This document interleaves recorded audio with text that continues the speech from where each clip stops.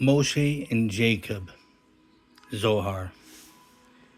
In the same manner that the right and the left above, which are Moses and Aaron, are connected to the right and the left below, namely Shmuel. So is the central column above, which is Tiferet, and the aspect of Jacob and Moses connected to the central column below, which is Yesod, and the aspect of Joseph. Jacob was the owner of the house. When Jacob passed away, Moshe gained control over the house during his lifetime. Joseph was righteous because of Yaakov and Moshe.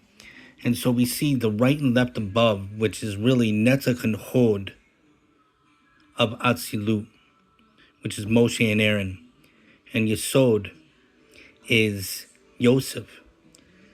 And Moshe and Jacob is Tiferet. Jacob represents the external aspect of Moshe, the eternal. And so Tiferet is really Keter, a Beriah. And so below really is Moshe and Aaron connected to Shmuel.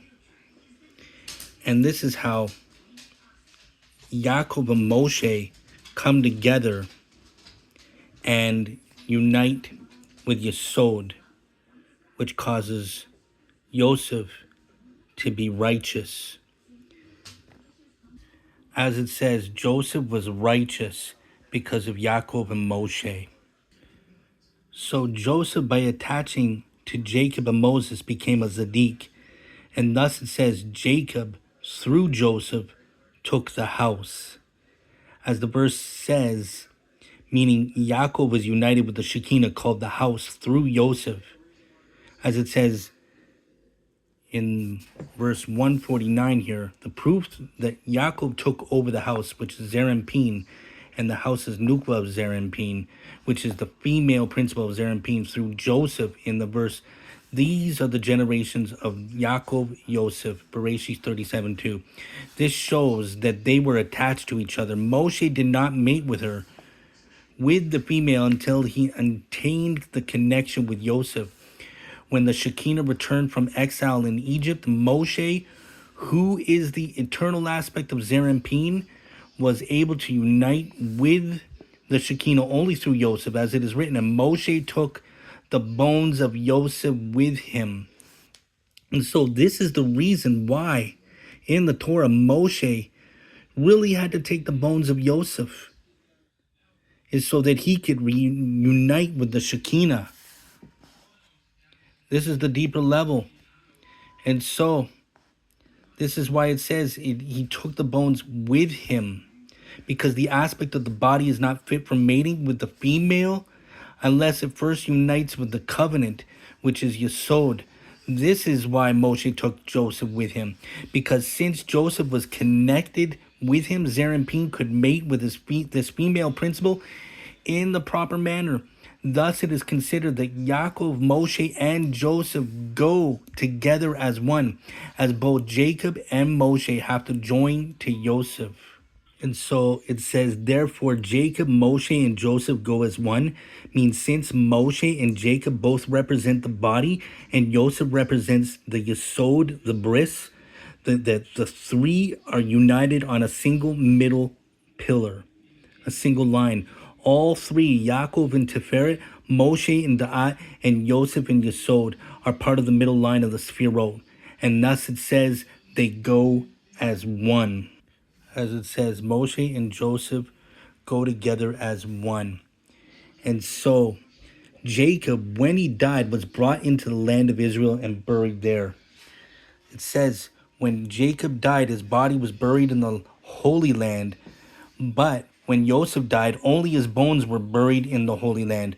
For Moshe, no part of his body was buried in the Holy Land. As his body, even his bones, was buried outside the Holy Land. So we ask, why did these differences exist? Because Yaakov was the first husband of the queen. But after Yaakov died, the female principle mated with the eternal aspect of Zerampin, which is called Moshe. As long as Moshe was enclosed in a body in this world, he visited her, as was proper, because he had an affinity of form with her. He became the second husband of the female. And so the first husband, meaning Yaakov, is the aspect of the Yesod, the foundation of Zerampin, which unites with the Shekinah, the divine presence. But Moshe is called the second husband because Moshe is the aspect of Yesod of Abba, which is clothed within the Yesod of Zerampin. Therefore, in this context, the Yesod of Zerampin, which is Yaakov, is called the first husband, while Moshe, who is the inner essence clothed within this Yesod, is called the second husband. And thus, when it says, when Yaakov died, the Shekinah was joined to Moshe, and it says, while Moshe was still in this world, he designated her, meaning Moshe could only united with the Shekinah in his bodily form during his lifetime because he was the Yesod of Abba, and even his outer aspect is like the inner aspect of Yaakov's Yesod that is clothed within Yesod of Zerampin.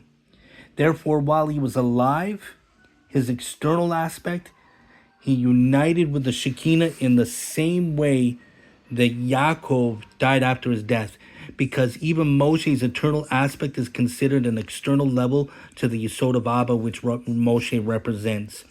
And so in this world, he designated her appropriately, meaning that Moshe in this world, in his body, his outer aspect, united with the Shekinah as is fitting, because his external self is considered eternal in relation to the Yesod of Zerampin.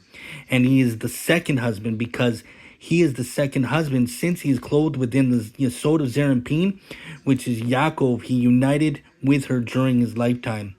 And Yaakov was brought into the land because he is the body, means that the reason Yaakov was buried in the land of Israel in his whole body is that Yaakov is the aspect of the body of Atzilut. And therefore he was buried in Eretz Israel, which corresponds to Rachel, the Shekinah, called the land of Israel in its complete body. But Yosef, his bones, but not his body, means that the reason only Yosef's bones were buried in Eretz Israel and not his full body is because Yosef is the aspect of the Yesod, the foundation, and all the hosts and legions of the Sphirot are included within Yesod, and the bones are called the hosts and the legions of the body, which itself is called a microcosm, Olam Chatan, because the bones are the hosts. And as for Moshe, Moshe was outside and did not enter there, meaning that the lights of the Yesod of Abba, which is Moshe, do not extend to Rachel, the Shekinah, but only to Yaakov. For this reason, he was not buried in Eretz Israel, which is Rachel, neither his body nor his bones. So Yaakov dies, but really the sages say he did not die, as it's quoted in Ta'anit 5b in the Talmud. But what does this really mean? It means it's like he became dormant, and while Moshe was able to unite with the Shekinah, which are the Moshe represents the lights. The lights of the Yesod of Abba, which is Moshe, do not extend to Rachel, but only to Yaakov. Therefore, after Moshe died, the Shekinah returned and Aaron entered the land of Eretz Israel to be united once again with Yaakov, her first husband. But Moshe merited in his lifetime what Yaakov did not merit. The explanation is Moshe merited to unite with the Shekinah in his lifetime, which Yaakov did not merit. Yaakov had two wives. And he explains that it says that Yaakov served the Shekinah in that world and Moshe in this world.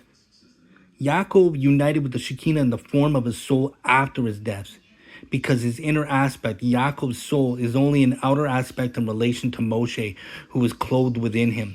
But Moshe united with the Shekinah in this world because his outer aspect is his body, is in truth an inner aspect when clothed within the body of Zerampin, which is called Yaakov. So Yaakov merited after death, and Moshe merited during life. And if you ask, was this a deficiency from Moshe that he did not unite with the Shekinah after death like Yaakov? The answer is no, not so. On the contrary, this is a great advantage for Moshe, as it is written, when Israel went out of Egypt, that is, the greatness and exaltedness of Moshe was that when Israel left Egypt, they left through the aspect of Bina, which is called Yovel. And so when Yaakov dies, it's like a clash between the inner light and direct light, and the outcome is like returning light, and this which is causes Moshe's light, basically Moshe, to ascend to Bina, the 50 gates of Bina. And this is why what he did not enter the land, but this is a great thing. This is what the meaning of him attaining 50 gates of Bina, and Yaakov entering in the land. This is the whole aspect that the Zedek does more in his death than when he's alive. This is what Rashi says. This is what Rashi said about Aaron. And so, and this is the whole reason why Moshe took the bones of Yosef. He had to attach, he had to he had to basically unite with Yesod in order to unite with the Shekinah. And this is bringing everything together. This is why Moshe had to take the bones of Yosef. This is the deeper level.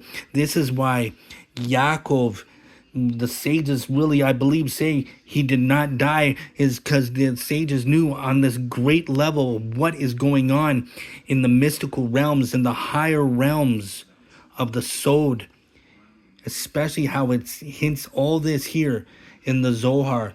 And so this is just mind-blowing. I'm just studying this. I'm not exactly teaching this, but I record my studies to internalize what I'm learning, maybe go back and review and maybe understand even more. I hope you enjoyed this. It's mind-blowing to me, the deeper levels of why Yaakov never really died, how Moshe obtained the 50 gates. We hear this all the time. I've heard this many times in Judaism, how Moshe obtained the 50 levels of Bina, and I had no idea what this means. This only gives me a little bit more of a glimpse of understanding of what this really means and why Moshe really took the bones of Yosef. And so, hope you enjoyed this video. And on that note, I pray that you all have a great Shabbos and continue to study.